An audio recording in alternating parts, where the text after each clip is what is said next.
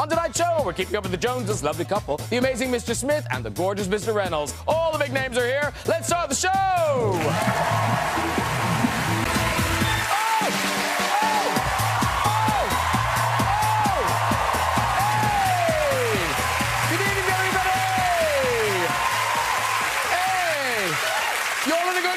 Yes! It's Friday night, ladies and gentlemen. Yes, it is. Woo-hoo! I tell you, some great names on my sofa tonight. I feel so lucky. You know, I feel luckier than a 48-year-old granny who's left her lottery ticket in the washing machine. Hey, good. You can't blame a granny for trying, can you? Anyone see the nude pictures? Release the balls. Let's get our guest on.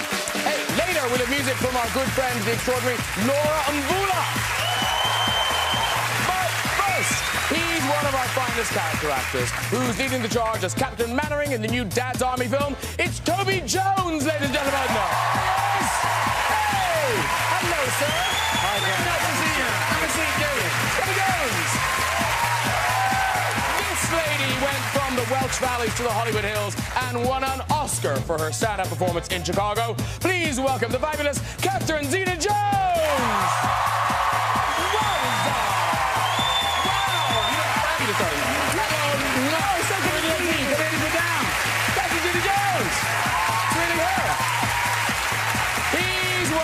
Hottest leading men. Now he's turning the superhero genre on its head in Deadpool. Please welcome for the first time, Ryan Reynolds, everybody! Ryan Reynolds! Hello! How are you? Very nice to see you. Come in, today. That's Ryan Reynolds. And he's not just one of my favorite guests. He's one of the biggest movie stars in the world. From West Philadelphia, born and raised. It's a warm welcome back to Will Smith!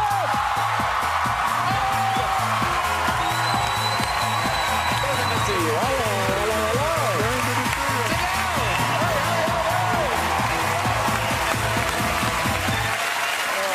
Wow. Hey! Oh, man. I tell you, not a bad haul. Not a bad haul, ladies and gentlemen. Yeah. Very cool. Yeah. Oh, but actually, very quickly, before we say another thing, I should just say, if you are a Zayn Malik fan, I'm really sorry.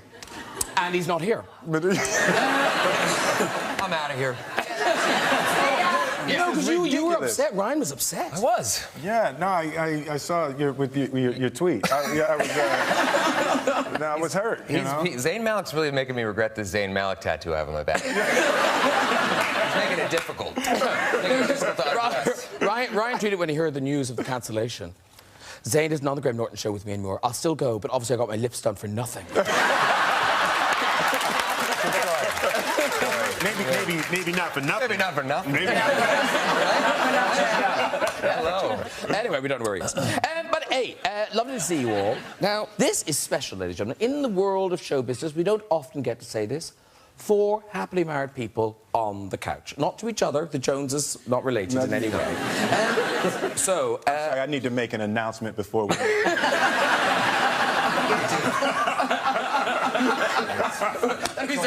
If down the sofa. Anyway, two talks.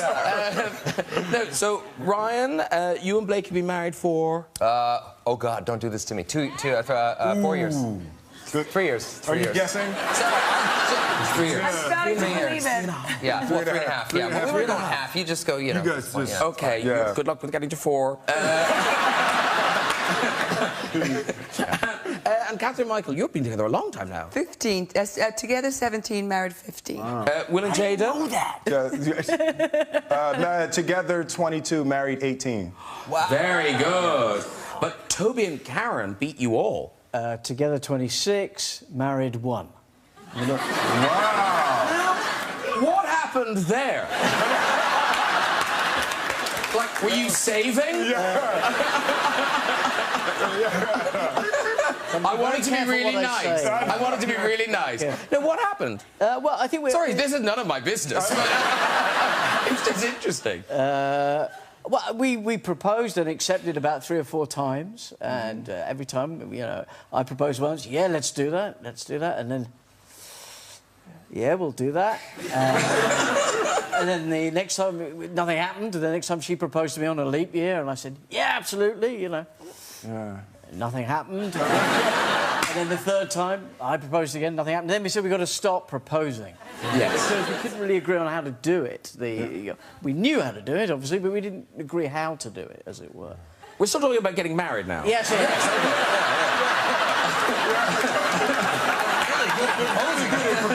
Yeah, proposing. They've got that down. Totally. Man, he proposed Is the there hell out anything that else? woman. But Tolga, you finally got there. Yeah, you finally after got... 25 years, it seemed like a good thing to do. Very good. And, of course, Ryan married beautiful Blake, sexiest man in the world, all those things. Oh, and yes... She is the sexiest man in the world. Yeah. You've done well there. That's a good shot right there. Yeah. Look at you. Look at you just... Beautiful and happy. Yeah. So annoying. Yeah. Sorry about that, yeah. No, but to cheer us up, when you started kind of being interested in girls, you weren't as that cool or smooth with it. No. No. No, not at all. I was. Oh, I don't believe it. No. I went through puberty at like 27. Really? It was a freak thing. Yeah, it was not good. Yeah. Who's the girl in school? The first girl. The first. Well, I was obsessed with this girl, Fiona Gorczynski, who she used to take the bus the opposite way of my actual home, and I would get on the bus just to sit next to her. Wow. For 45 minutes the wrong way. Oh, there's something wonderful about that. There was something wonderful. Yeah, and moronic. I love it when you're young, it's so cute. When you're older, it's just stalking. You're like on some kind of watch list. And but I remember when I couldn't have been more than, I don't know, 11 years old, and I was just about to get off the bus because enough is enough. I'm about to enter like Seattle or something. So I was starting to get off the bus, and I decided to like kind of hit her with like this cool look or something, like this, like one of these like real sort of Don Johnson, Miami Vice kind of thing. Let me feel it. Right? You feel that? Oh, Yeah. I threw up in my mouth. I do this move as I'm getting down off the bus, and I sort of delay a little too long, and the bus doors close on my backpack. On my backpack. And the bus just starts to leave. I'm sort of like doing this like banging on the side of the bus. The bus driver finally stops, opens the door, releases my, idiot backpack, and I could never look at her again. Yeah. Oh. Yeah, that was terrible. Yeah. Well, she's looking at you now. Yeah, she sure is. Can you imagine? She's like, he's the guy with the backpack. He's the idiot with the Ren and Stimpy backpack. Catherine Zeta-Jones and Michael obviously married 15 years. Wow. And people, couples, when they be together, like they have little rituals and ways to keep the relationship fresh. But you have one involving golf. Is this right? Yeah, that old thing. Yeah. Yeah, I'm pretty good. I don't think I can handle this emotionally. I can kick his ass in golf if I say so. Okay. Wow. But don't you make these bets when you're playing golf? Yeah, if he duffs a shot and can't get his ball over the lady's tee, he has to take his pants off. We'll drop him. On the pitch? On the pitch? On the pitch. You're worse than I am. Even I know that. On the course. On the course, yeah. It's pitch and putt. Crazy golf. Yeah. But expose himself in some way, yeah. And does he do It's it? not just my husband, it's any man I play with. Questions too. No, he doesn't have a question. He was volunteering to play golf. Drop him on the course. What are paparazzi doing all day? No, there has been an issue with paparazzi, but I made him go into the bushes and drop his pants. A deal is a deal. And now, Will, you and Jada, you're kind of, real kind of Hollywood couple, a sort of power couple now. Married 18 years. That's my wife. Still interested. Look at that. Are you looking at her food? That's not a good... that picture, why did you do that? I'm looking at her like food.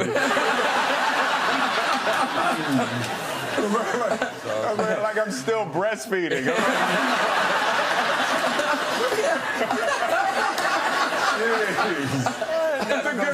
It's a good thing that's my wife. just before we move on, I must, of course, say to you, because it's been such a weird year because of the Oscars and all the controversy and everything. So, and it must be odd for you talking about it because you're kind of part of it, if you know, and the people are talking about your performance, that movie. So where are you officially now? Where are you standing? You know, the thing that's most important for me is that the spirit of it has to maintain. There's the media sort of creates the us and them, and for me there is no us and them. It's we. You know, I'm a member of the Academy.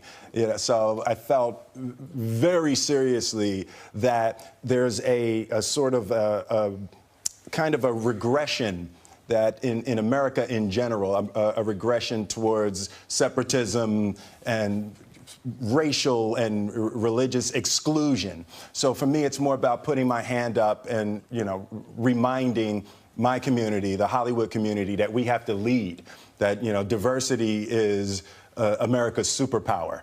You know, that's what makes our country great, and it's really important. In Hollywood, we've got to be pushing forward, even in a time of a wider regression. Well, hopefully something good comes out of it. It always does. Yeah. As my grandmother said, that's the only thing that can come out of it. If you lead with love and light, good is only going to come out of it. Wise man. Wise man, Will Smith.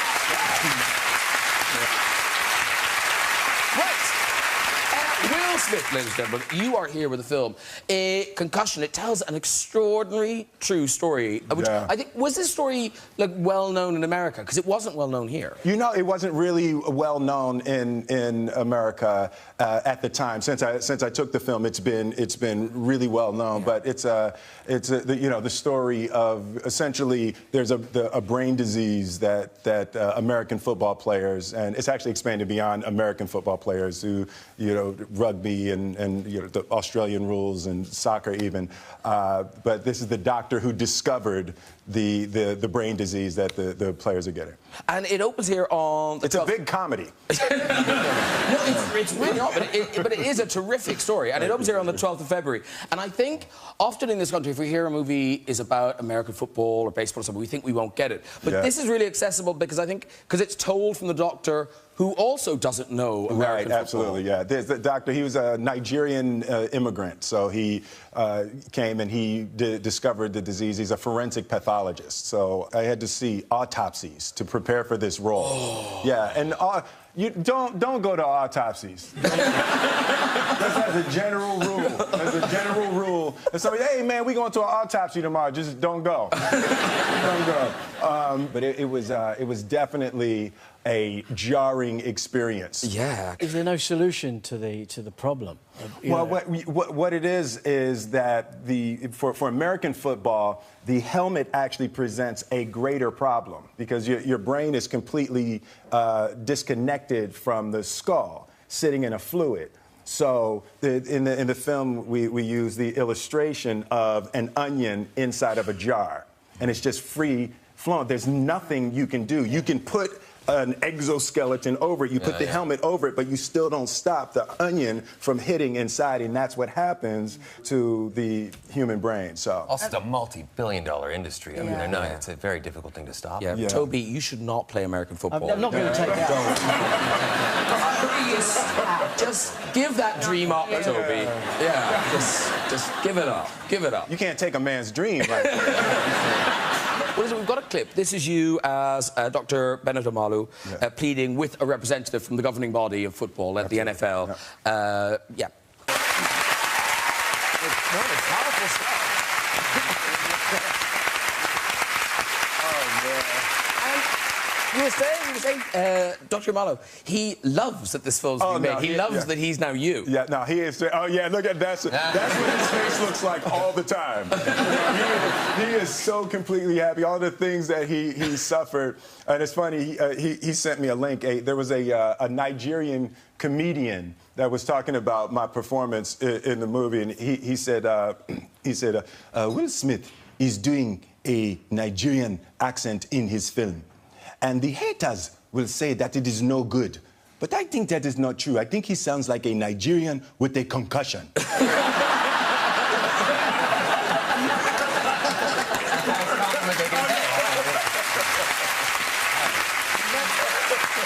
Accents. No, because you're 4 actors, you know, you all have to do accents. But, Ryan, we don't think of Canadians as having accents, and yet you say... Oh, we do. You've lost your accent, you would say. Yeah, I sort of trained myself out of it, but, you know, I go back home and it pops up again. It's, That's all Ottawa. Yeah. I hear that's all Ottawa. Oh, yeah. It's right? Ottawa. I can hear it. Say about. It's a, well, in Canada, it's a boat. That's what I'm saying. A boat. Say it the way you say it. What do you talk about? What are you talking about? About. But it's all my, everything is, it's a bad word, but I'm sorry. So you handle everything with, oh, fuck, buddy. And is it something about the Canadian accent that makes you a really bad liar? Yeah, well, yeah, we're not good at lying or fighting, really. I mean, fighting is terrible. That's good. It's all slappy and it's not very sexy. But weren't you caught at the border trying to lie? Yeah. My wife is a foodie, and she loves these apple pies that they make at this place in Vancouver where I grew up. So we grabbed a bunch of them and we were driving back down to the States, and we were across the border. You're not allowed to cross the border with like that's vegetables. illegal. It's illegal, right? Yeah, it's illegal. And this guy knew something was going on, and we get up to the border crossing. Pie You know, smugglers. yeah, pie smugglers. I'm an actor. Most like Hollywood actors, they have like a kilo of cocaine in their car. Just got pies, you know. But he knew something was going on, right? He had the pie face. Yeah, totally had the pie face. It's like He had a terrible, terrible line. The worst poker face, worst pie face ever. He says, my voice always gets really high when I'm like lying. He was like, you got anything, any sort of fruit, any vegetables, anything like that? I was like, no.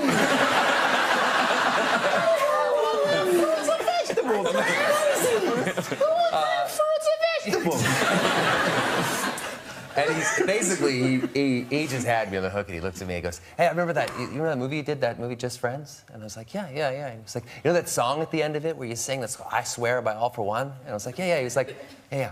Go ahead." No. Basically, he was saying, "Dance, monkey." I bet you dance. I danced. I was singing that thing in the best falsetto I had. And I was on my way through the border eating pie by the next stop. That's great. Catherine Zeta-Jones, you famously, for us, you know, you're from Wales. From Wales? Yeah, Wales. You're There's like, loads of roles for Welsh girls around. but finally. After Mask of Zorro... Oh, they thought I was Spanish. Yeah. Yeah. I had to go to the red carpet, and they go, you know, in Spanish, I go, hola. And all I said was like, gracias. They couldn't be saying anything about me. I was like, gracias. Muchas gracias. Now, to me, you still have a Welsh accent. Yeah. But is that because you're here? I've been with my mum and dad this whole weekend, and my brother, and it gets stronger. Yeah. When I first met Michael, I'd be on the phone to my mother, and I'd get off the phone, he'd say, "Oh, it's beautiful language, that Welsh." I went, "What are you talking about? I'm speaking English." I have to say, the night you won the BAFTA, you were suddenly the Welshest woman alive. It's that humble thing that comes on. He's like, I'm from Swansea, I don't deserve this. Because you must have had friends there, American friends in the audience. Yeah. You mustn't have known what you were doing. With the, No, you did the big chant and everything. I did Oggy Oggy, didn't I? Yeah, I think Wales won that day, actually. Oh, was that what it was? Yeah, there was something that jogged my memory about how important Oggy Oggy was in my life, and... These two are smiling and nodding. No, I did. Oggy. If I did the Oggy Oggy, you'd know what to do, right? We can cheer the Americans. Okay. All right. Ready? Oggy Oggy Oggy! Oggy Oggy Oggy!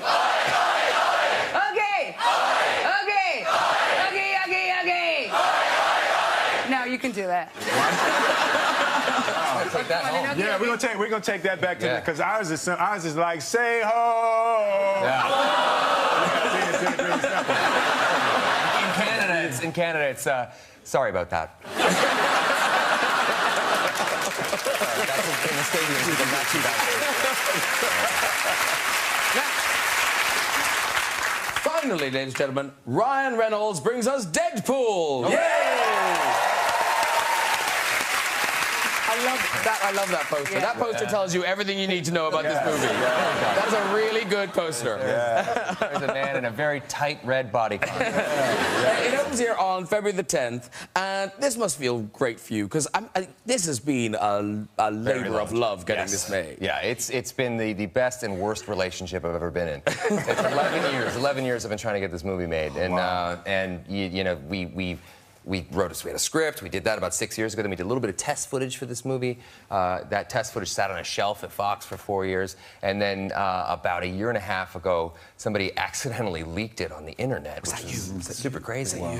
Oh, no, I have nothing to do with that, I have nothing to do with that. Very un-Canadian of you. Yeah. My mom was like, what does this button do? Guess we're making the movie now. And it just went nuts. The people just started writing and flooding Fox with begging and pleading for the Deadpool movie to get made. And within 24 hours, we had a green light. We were making it. Yeah, it was that quick. It was that quick. It was so undeniable, and it felt really good. But also, you must be quite pissed off that, you know, you couldn't make that decision for yourselves? Yes, exactly. Yeah. We tried, but the fans got it made. So there's a great story, too, that this is totally fan-driven in every way. I guess people who don't know, they'll be thinking, why wouldn't the studio want to make this movie? It's a superhero movie. Everyone loves that. And it is a superhero movie, and it's got all those things. But it does also have this kind of indie movie sensibility and a kind of edginess. Well, it's meta. I mean, the character knows he's in a comic book movie, but he works in the X-Men universe, so he's dealing with other X-Men. He's talking about other X-Men. He's making jokes about Ryan Reynolds. I mean, it's you know, and it's rated R, which is unusual for, you know, Marvel X-Men type movie. I think it's certificate 15 here in the UK. Yeah, we can take it. In China, and in China, it's rated go fuck yourself.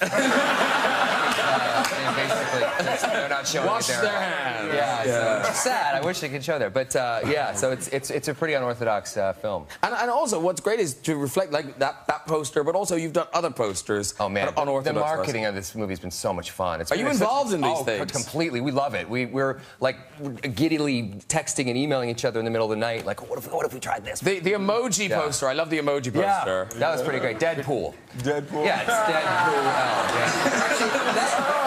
But that just started as a jokey text message between me and a couple other people, and then the Fox marketing guy said, we're going to make that into a billboard. I said, you don't have the balls to make that. And there it is. And also, you haven't forgotten that it's opening Valentine's weekend. Of course, yeah. So we've got nice. that. Nice little... True love never dies. It is, but there are references to Valentine's Day in it. It is. There's a big love story in the film, and then the love story quickly turns into dick-kicking revenge. But still, and I like that always shocks me that you can, because on American TV you can't say stuff like that. So no, you can't say it here either. Oh, you can't. I'll just be saying hi on the couch when it airs. I'll just say Deadpool. And then I'll go on to Dad's Army. And also, so you didn't just work on the things. You did the voiceovers for some of the trailers. You did. I did. The voiceover guy. Yeah, exactly. Yeah, I love that stuff. I do it at home all the time. Drives my wife nuts. It's it's that voice that in a world divided by fear, one man must stand alone. Will Smith, Ryan Reynolds, Catherine Zeta-Jones, Toby Jones, in Graham Norton's pants rated R. That's my ringtone. That's my ringtone. That was really good. That's Don LaFontaine. That's the best. Yeah, the trailer guy. I want to see that movie. It's great. Listen, we've got a clip from Deadpool. This is essentially, I think all I need to say, this is you and your crew, you know, a couple of the other ex-people, confronting your nemesis. Yes.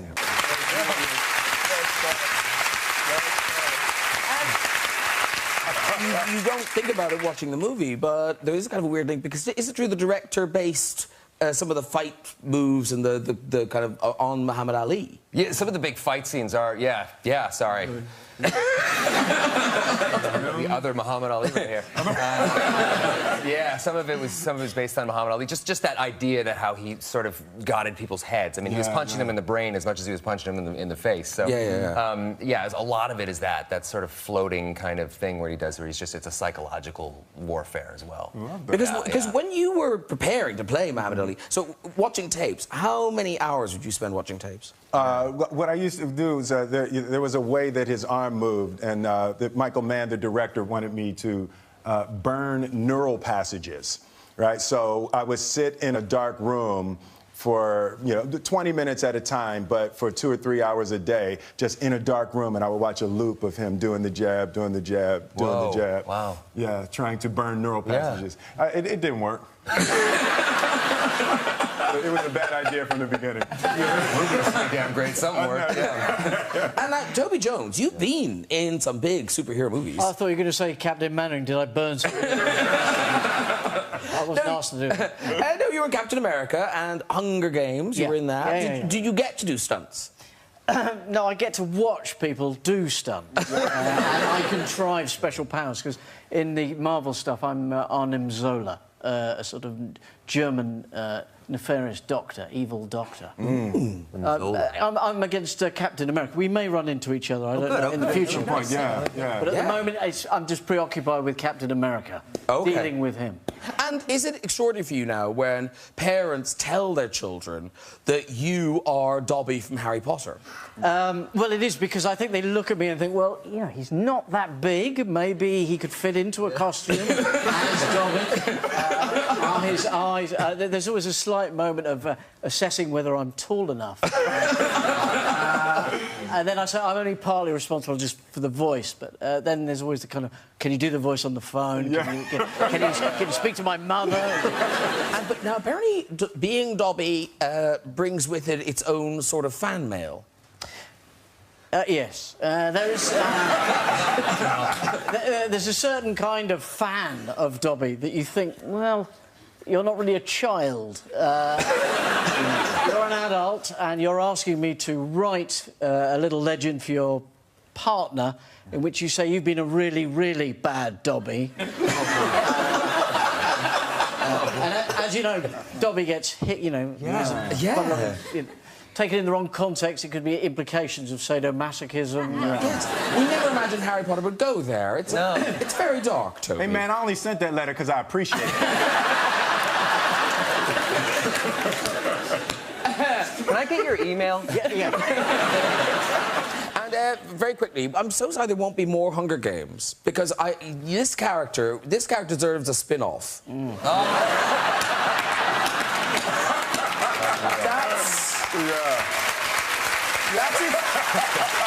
That's its own movie. That is an amazing... Who is that guy? Looks like my Aunt Kathy. Yeah, she's not sending you a card now. And Catherine Zeta-Jones, you've done extraordinary stunt work. You did a lot of the sword stuff in Mask of Zorro. A lot of the sword stuff in Zorro, yeah. But I think probably my biggest stunt is getting my ass through lasers in Entrapment. Yeah, because now...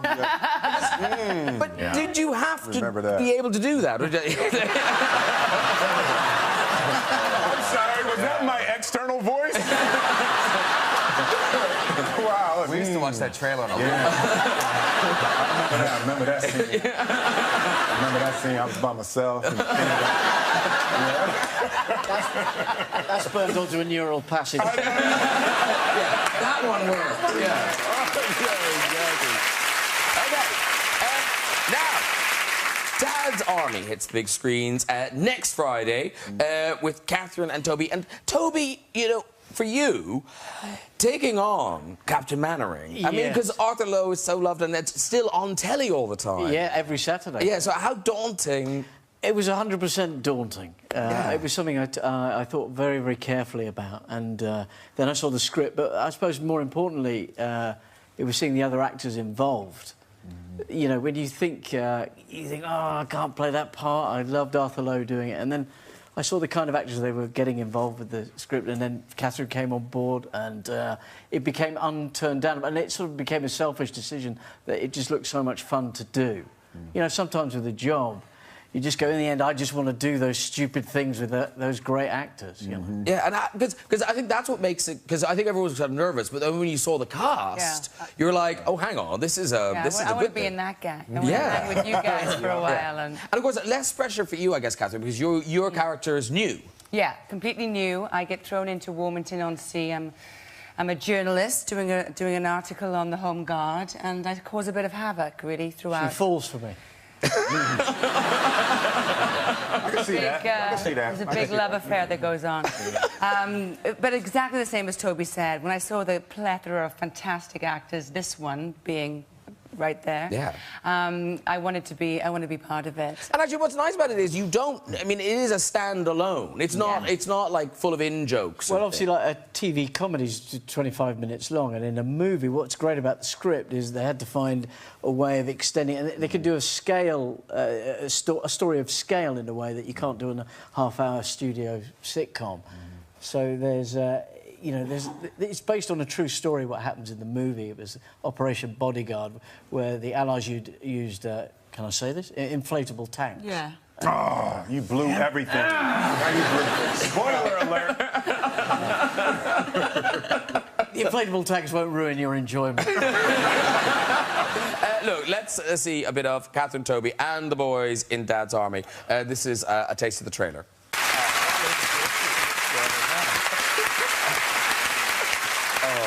I took my mom. She loved it. Laughed like a drain. She liked it, your mum? She did. Laughed like a drain. Yeah, Didn't tell her to shut up. Yeah. And actually, Dad's Army, did they ever show it in America? No. It replaced religion in Canada. No, we don't know. I hear it's like the reverend of it. They just love it. They were talking about it all day today when in my Junkins. Because when did they stop making it? They stopped making it in 70-something? Yeah, I think. And it's still on every week. Yeah, but it reruns and everybody watches it. Though. Yeah. Oh, no, the figures are great still. Love that, yeah. And just when you think you've seen every episode, you turn on and then another one pops up. Wow. You might need some more promotion in the African-American community.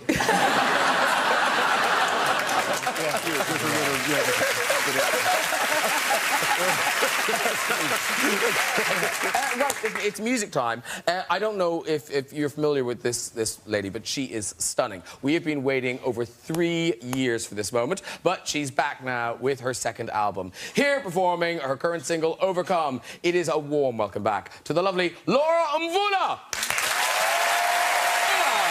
Simply stunning. Come and join us, dear. And thank you to the dancers and the singers. Thanks to all of them. Congratulations. Thank you very much. That's all of you. Come and sit down. That's a Toby Jones. There's Catherine, Ryan, Will. It's all good.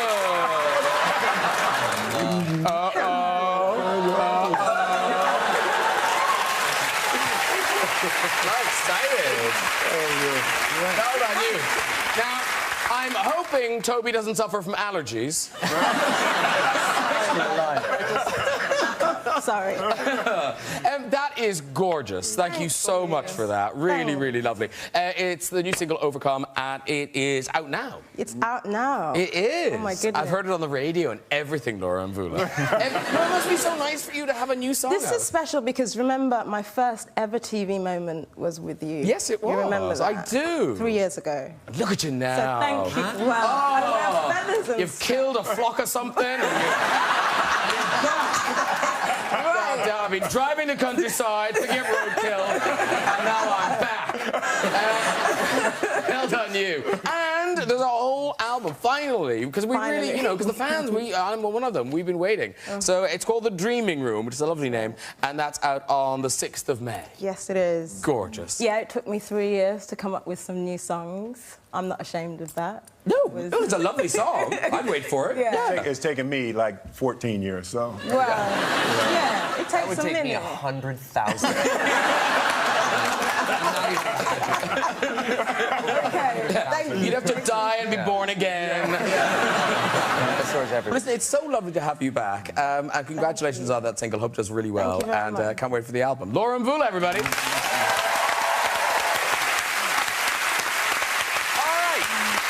Before we head away, just time for a visit to the big red chair. So who's there tonight? Hello, sir. Hey, Graham.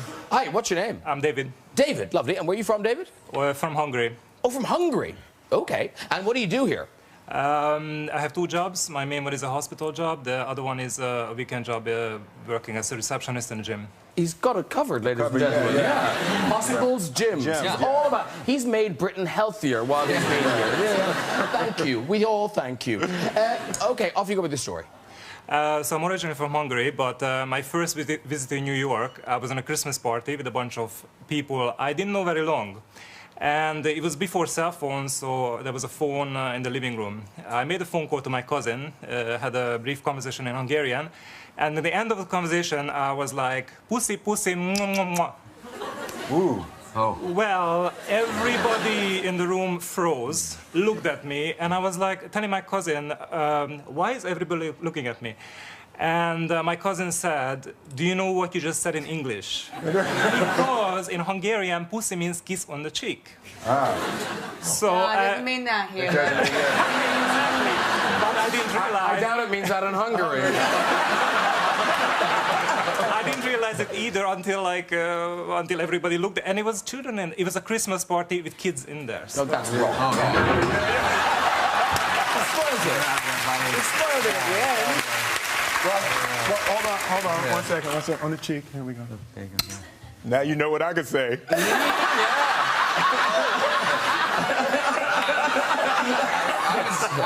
Dear diary. A speed bump on his way to pussy there.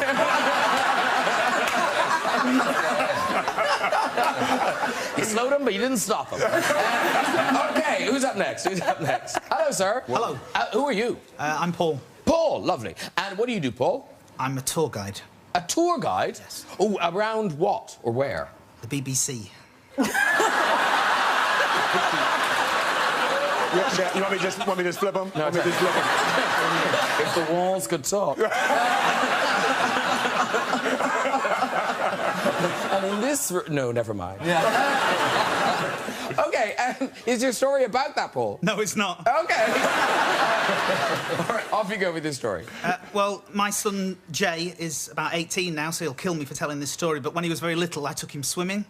And it was his first time there out of nappies. So before we headed to the pool, I said, do you need to go to the toilet? He said, I don't like toilets.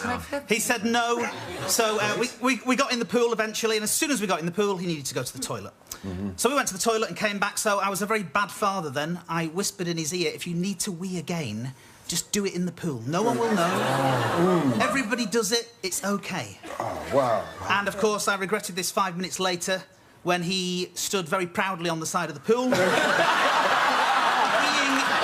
into the water very majestically, like an ornamental fountain, whilst all the swimmers dived for cover and all the lifeguards blew their whistles. Oh, you can walk. Well done, Paul. Very good.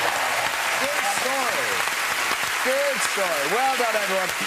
If you'd like to join us on the show and have a go in that red chair, you can contact us via our website at this very address. Sadly, that is it for tonight. So just say a huge thank you to my guest tonight, Laura Mvula. Yeah. Toby Jones, everybody. Captain Zeta-Jones. Ryan Reynolds. And Mr. Will Smith. Join me next week with comedy actor Jack Black, from Zoolander 2, Owen Wilson, Penelope Cruz, and Ben Stiller, plus the fabulous Sir Elton John. I'll see you then. Good night, everyone. Bye-bye.